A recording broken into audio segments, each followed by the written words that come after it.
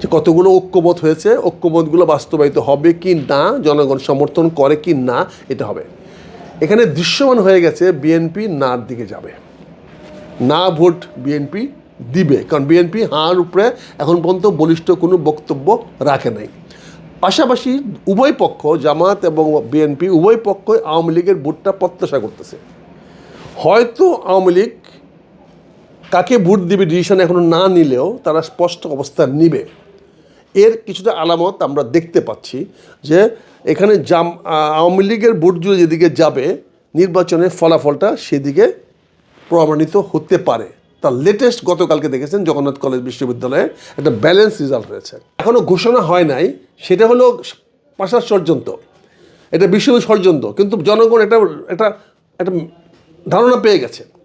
কিন্তু এখানে যেই জিতুক সভাপতি পদটা অত্যন্ত প্রতিদ্বন্দ্বমূলক হয়েছে।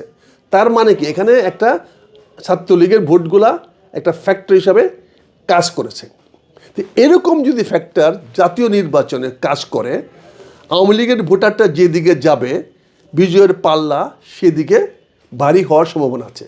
কিন্তু আওয়ামী লীগ কিন্তু একটা জিনিস মনে রাখেন, আওয়ামী লীগ ভোট কেন্দ্রে যেতে পারলে সে কোনো অবস্থাতে ভোট দিবে না। আওয়ামী লীগ ভোট কেন্দ্রে যাবে দুইটা কারণে। একটা কেন্দ্র সে ভোট কেন্দ্রে যদি না যায় তাহলে সামাজিকভাবে, আঞ্চলিকভাবে, এলাকাভিত্তিক তারা আইডেন্টিফাই হয়ে যাবে যে তারা এই ভোটের বিপক্ষে ছিল, যেটা তাদের জন্য অনেকবারই ঝুঁকিপূর্ণ হয়ে যাবে। ইলেকশনের পরে তাদের উপর একটা চাপ সৃষ্টি হতে পারে। এখন যেমন জাতীয় নেতৃবৃন্দ দেশ ছেড়ে পালাতে হয়েছে, তখন স্থানীয় নেতাদের পক্ষেও টিকে থাকাটা কঠিন হয়ে যাবে, কারণ তখন দুইটি পক্ষই তাদের বিরুদ্ধে চলে যাবে। ভোট দিতে না গেলে কেউই তাদেরকে ওন করবে না। কিন্তু সেখানে যদি তারা ভোট দিতে যায় তখন একটা বেনিফিট অফ ডাউট তারা পাবে। যেই বিজয়ী হবে সেই মনে করবে যে আমি আওয়ামী লীগের ভোটটা পেয়েছি, ফলে সে এক ধরনের প্রোটেকশন পেয়ে যাবে।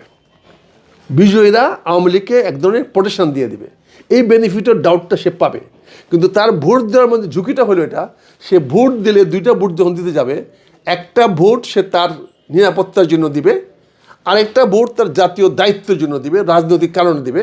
সেই ভোটটা সম্ভবতই না ভোট হবে, কারণ সে সংস্কারের সঙ্গে একমত হইতে পারে না রাজনৈতিকভাবে, এবং তার অবস্থানটাও জাহির করে দিবে যে হিয়ার এখানে আমরা দাঁড়িয়ে আছি। এবং এইটাই আন্তর্জাতিক পর্যায়ে একটা বিশাল নিউজ তৈরি করবে যে বাংলাদেশে এই সংস্কার আওয়ামী লীগের ভোটে খারিজ হয়ে গেছে। নিউজটা হবে এইভাবে যে বাংলাদেশে সংস্কারের যে না ভোট ছিল, সেই ভোট পরাজিত হয়েছে, না ভোট জয়ী হয়েছে আওয়ামী লীগের অবস্থানের কারণে। ফলে আওয়ামী লীগ এখানে প্রাসঙ্গিক হওয়ার একটা নতুন করে সুযোগ পেয়ে যাবে, এবং বাংলাদেশের রাজনীতিতে তার আরও বীরদর্পে আরও শক্তিশালীভাবে ফিরে আসার একটা পথ তৈরি হয়ে যাবে। এই জন্য আগামী নির্বাচনটা সকল রাজনৈতিক দলের পক্ষে খুবই ঝুঁকিপূর্ণ। তারপরেও আজকে ত্রিমুখী লড়াইটা না হয়ে দ্বিমুখী লড়াইটা হওয়ার কারণে আওয়ামী লীগের ভোটের গুরুত্ব অনেক বেড়ে গেল। আমরা বুঝে হোক না বুঝি হোক, যেভাবে হোক, এটা দ্বিমুখী অবস্থানে চলে যাওয়ার কারণে আওয়ামী লীগের ভোটগুলো দৃশ্যমান হয়ে যাবে, আওয়ামী লীগ কোন দিকে যায়। এবং নির্বাচনে বিজয়ে সবচেয়ে বেশি ভূমিকা রাখবে এবার আওয়ামী লীগের ভোট। এটার জন্য সবাই এখন বুঝতে পারতেছে, যার ফলে দেখেন আওয়ামী লীগের কদর বাড়তেছে। এখন অনেকেই ইভেন বিএনপি নেতারা বলতেছে আমরা মামলা মোকদ্দমা দিব না, তোমাদের জামিন হয়ে যাবে, তোমাদের আর হয়রানি করা হবে না। এই বিএনপি কিন্তু এই বয়ান শুরু করে দিয়েছে। আপনার রাজনীতির সভা যদি দেখেন, ইভেন বড় বড় নেতাদের তারা এখন আওয়ামী লীগের পক্ষে বক্তব্য দিচ্ছে যে আপনারা ভোট দিলে নিরাপদে থাকবেন। এই কথাটা কিন্তু বিএনপির নেতারা প্রকাশ্যে বলতেছে এবং জাতীয় পর্যায়ে নেতারাও বলতেছেন। তার মানে আওয়ামী লীগের ভোট টানার একটা কৌশল ইতিমধ্যেই বড় রাজনৈতিক দল হিসাবে বিএনপি প্রকাশ্যে নিয়ে নিয়েছে। ফলে ওইটাকে কাউন্টার দেওয়ার জন্য অন্য রাজনৈতিক দলগুলোকেও এখানে একটা আপোষমূলক অবস্থায় আসতে পারবে, যেটা দুর্ভাগ্য হলো এটা আওয়ামী লীগের পক্ষে যাচ্ছে।